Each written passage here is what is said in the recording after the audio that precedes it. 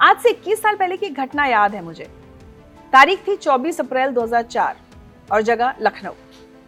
उस समय बीजेपी के वरिष्ठ नेता लालजी टंडन का जन्मदिन था और इस मौके पर साड़ियां बांटने का एक कार्यक्रम रखा गया था।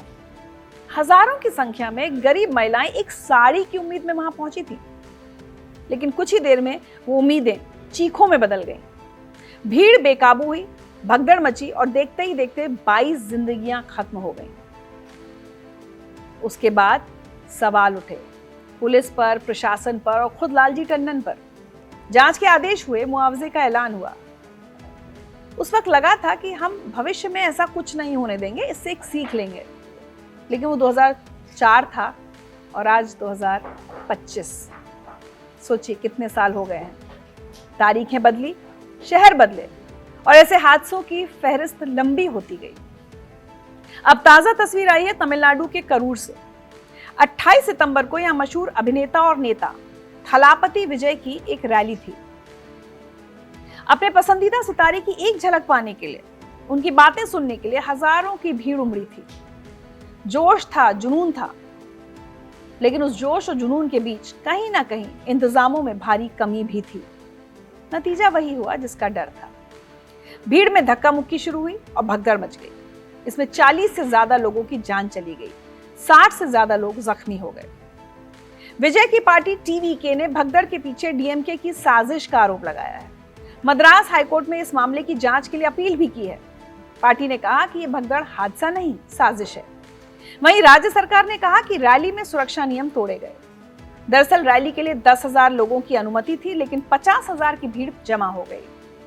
60 फीट लंबी प्रचार बस को 100 फीट चौड़ी भीड़ से भरी सड़क पर ले जाने को ही भगदड़ की वजह माना जा रहा है। आयोजकों ने दूसरे रास्ते के बजाय भीड़ को चीरने की कोशिश की। इससे दबाव बढ़ा और लोग गिरते गए। हालांकि विजय ने शांति की अपील करने के लिए भाषण रोका, लेकिन तब तक देर हो चुकी थी। भीड़ के कारण एम्बुलेंस और वॉलंटियर्स का गिरे हुए लोगों तक तुरंत पहुंच पाना असंभव हो गया। हैरानी की बात तो यह है कि घटना के बाद विजय ना तो घायलों से मिले, ना उन्होंने कोई संवेदना जताई, बल्कि अपनी चार्टर्ड फ्लाइट से सीधे चेन्नई चले गए और घर पहुंचकर एक्स पर लिख दिया कि मेरा दिल टूट गया है, मैं बहुत दर्द और दुख महसूस कर रहा हूं। कितनी शर्म की बात है। बस सोशल मीडिया पर एक पोस्ट और जिम्मेदारी खत्म। आम जनता ने ऐसे लोगों को पूछते पूछते भगवान का दर्जा दे दिया और भगवान अपने भक्तों से मिलने अस्पताल तक नहीं आ पाए। ये कोई पहली घटना तो है नहीं जब भगदड़ में लोगों ने जान गंवाई हो। आपको 2 जुलाई 2024 को उत्तर प्रदेश के हाथरस में हुई भगदड़ की घटना तो याद होगी या भूल गए होंगे, क्योंकि हादसों को भूलना तो हमारी आदत बन चुकी है। चलिए मैं बता देती हूँ। एक सत्संग के कार्यक्रम में 1.5 लाख से ज्यादा लोग जमा हुए थे, जबकि इजाजत सिर्फ 80,000 की थी। वहां मची भगदड़ में 120 से ज्यादा लोगों की जान चली गई थी। वो तस्वीरें आज भी दिल दहला देती हैं। उस वक्त भी देश भर में गुस्सा था। कहा गया था कि आयोजकों पर, प्रशासन पर सख्त कार्रवाई होगी। लेकिन अब करूर की घटना बताती है कि हमने हाथरस से भी कोई सबक नहीं सीखा। हमारी भूलने की बीमारी इतनी गहरी है कि हम बार बार एक ही गलती दोहराते हैं। याद कीजिए, इस साल 3 जून को बेंगलुरु के स्टेडियम में मची भगदड़, जब आईपीएल में आरसीबी की जीत का जश्न मनाने जुटे हजारों फैंस की खुशियां कुछ ही पल में चीख पुकार में तब्दील हो गई। हजारों की संख्या में लोग अपने क्रिकेट हीरोज की एक झलक पाने, उनके साथ इस ऐतिहासिक जीत का हिस्सा बनने के लिए स्टेडियम पहुंच गए। लेकिन जैसे ही खिलाड़ी स्टेडियम में पहुंचे, भीड़ बेकाबू होने लगी। हर कोई आगे बढ़कर खिलाड़ियों को देखना चाहता था और इसी कोशिश में धक्का मुक्की शुरू हो गई। देखते ही देखते हालात इतने बिगड़ गए कि भगदड़ मच गई। लोग एक दूसरे के ऊपर गिरने लगे। बच्चों और महिलाओं की चीखें उस शोर में दब गई। कुछ देर पहले तक जो जश्न का माहौल था, वो अफरा तफरी और दहशत में बदल गया। इस हादसे में 11 लोगों की मौत हो गई और इसका सबसे बड़ा कारण था लापरवाही और बदइंतजामी। और इस हादसे के बाद भी यही कहा गया कि फैंस की मौत से सेलिब्रिटीज को कोई फर्क नहीं पड़ता। हैदराबाद में फिल्म पुष्पा 2 की स्क्रीनिंग के दौरान मची भगदड़ को कैसे भूल सकते हैं। हुआ यह था कि पुष्पा 2 को लेकर लोगों में जबरदस्त क्रेज था। फिल्म की एक खास स्क्रीनिंग हैदराबाद के एक थिएटर में रखी गई थी। जैसे ही खबर फैंस तक पहुंची, हजारों की संख्या में लोग अपने पसंदीदा अल्लू अर्जुन की फिल्म देखने के लिए सबसे पहले थिएटर के बाहर जमा हो गए। जैसे ही थिएटर के गेट खुले, हर कोई सबसे पहले अंदर घुसने के लिए एक दूसरे को धक्का देने लगा। भीड़ इतनी ज्यादा थी कि हालात काबू से बाहर हो गए और भगदड़ मच गई।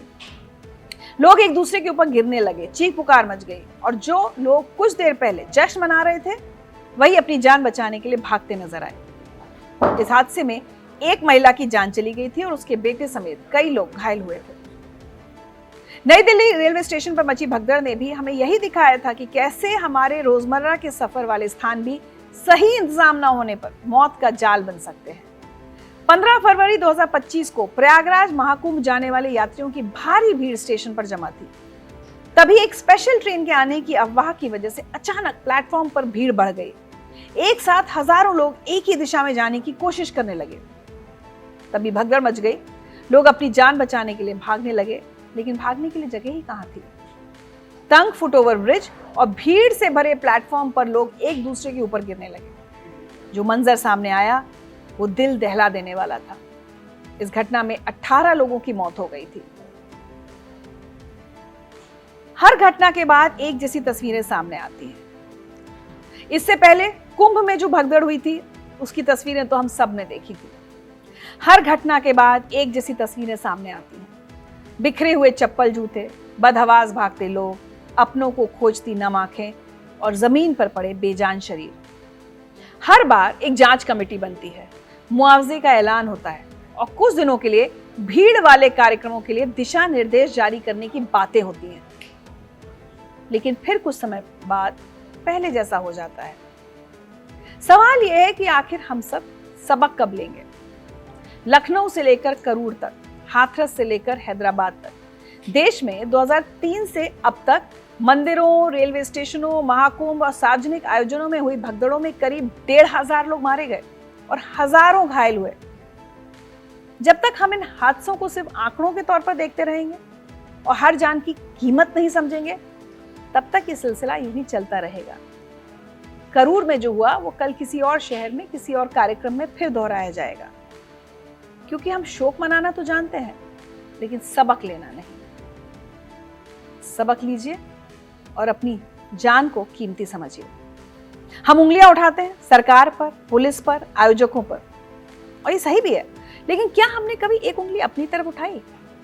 क्या एक साड़ी, एक नेता का भाषण या एक हीरो की झलक हमारी अपनी जिंदगी से ज्यादा कीमती है?